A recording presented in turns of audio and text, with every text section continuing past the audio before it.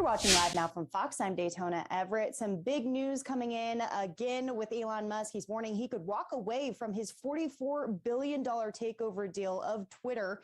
That's if Twitter doesn't provide data on fake and spam accounts. This is the first time Musk has formally put this warning in writing, as opposed to tweeting, of course. Lawyers for the Tesla and SpaceX CEO made the threat in a letter to Twitter. Twitter had previously downplayed Musk's threats here. So what is the legality of all of this? I want to bring in David DiPietro. David, you've worked on contracts like this in the past. What are your initial thoughts? I mean, what is Musk trying to do with this?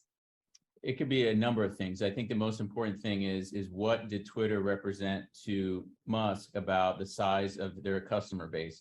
If their subscribers were much less and that was represented to him, a much higher number, he may have be able to get out of the contract. He may be able to sue for the misrepresentation, or he might be able to bring them back to the table and renegotiate Twitter to be purchased for a lower price because the company actually has less subscribers. So there could be a lot of moving parts here, a lot of negotiations going on back and forth, but this is not uncommon in the purchase of a company. It's really what happens in the due diligence period and whether people can really got the benefit of the bargain they were looking for. So this is all about these bots, according to Musk, and he's concerned about that before he makes the full commitment into going ahead with this deal for Twitter.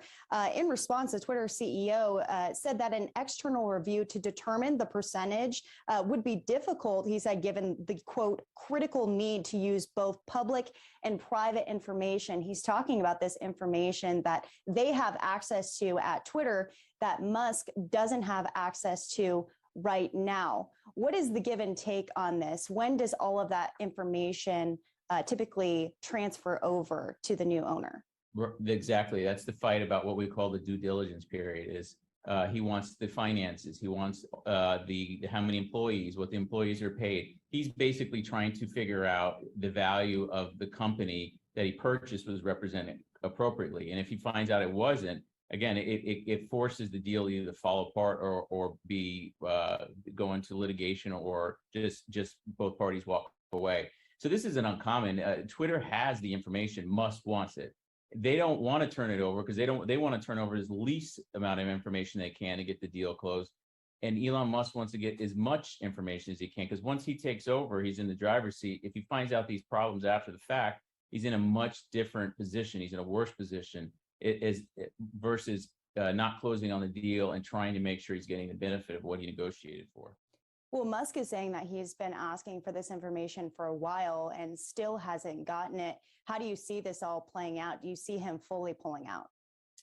That's really what it's in his mind and what's in their mind. I think he's the driver and this is the purchaser. So he's got the equitable title of the company right now. He just needs to close it and have the legal title, so to speak.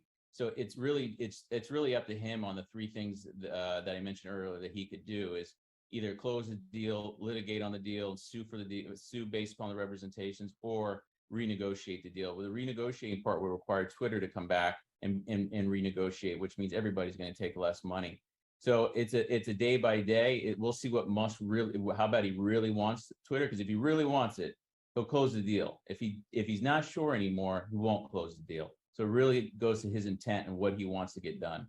So say he does walk away from the deal, does he have any financial obligation to Twitter in this? Because we're talking about a $44 billion deal. Is there money left on the table?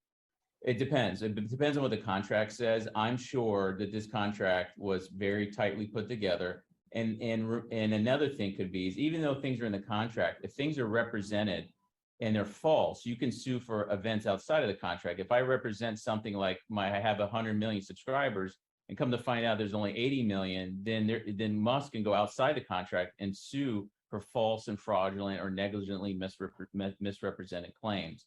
So it's really, this thing can play out in many different ways. The worst place to go is litigation because nobody wins. Twitter loses, Musk loses.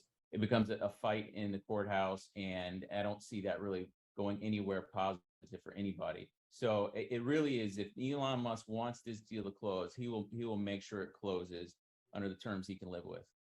Well, taking kind of a bird's eye view look at this agreement between Twitter, between Elon Musk, a lot of it has been playing out in public view on Twitter itself.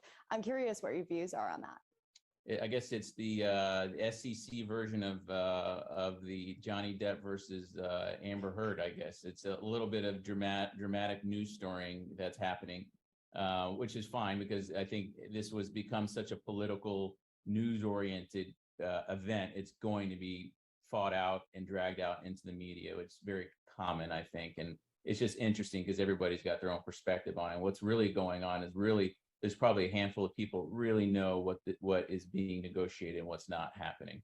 Yeah. What do you foresee the timetable of this being with this official letter being written and sent over? Do you think that we could get an indication within the week or the next couple of weeks on whether this deal is a bust? I think we'll know by June. I don't see a due diligence fight lasting in perpetuity. And I think after 30 days, with the number of lawyers probably working on this case and financial analysts, I think you'll know pretty soon this month what's going to happen. Yeah, especially with stocks varying, of course, a lot of things depending on this decision, on this procurement from Elon Musk. Any last thoughts on this, David, moving forward? You know, I know the public finds it very interesting, but for us lawyers, this is somewhat common. You get into big fights over this, fighting over information and what was represented. So to me, it's not a shocking event. I guess it's just because it's played out in public and everybody thought Elon Musk had a deal. It was done. It was over. But you don't have a deal until you take title, until you take possession. So he's got a contract, but he doesn't have possession, and they're fighting over the terms of that final transaction. All right. We'll be watching it. David DiPietro, thank you so much for joining us here on Live Now from Fox. We appreciate it. Thank you.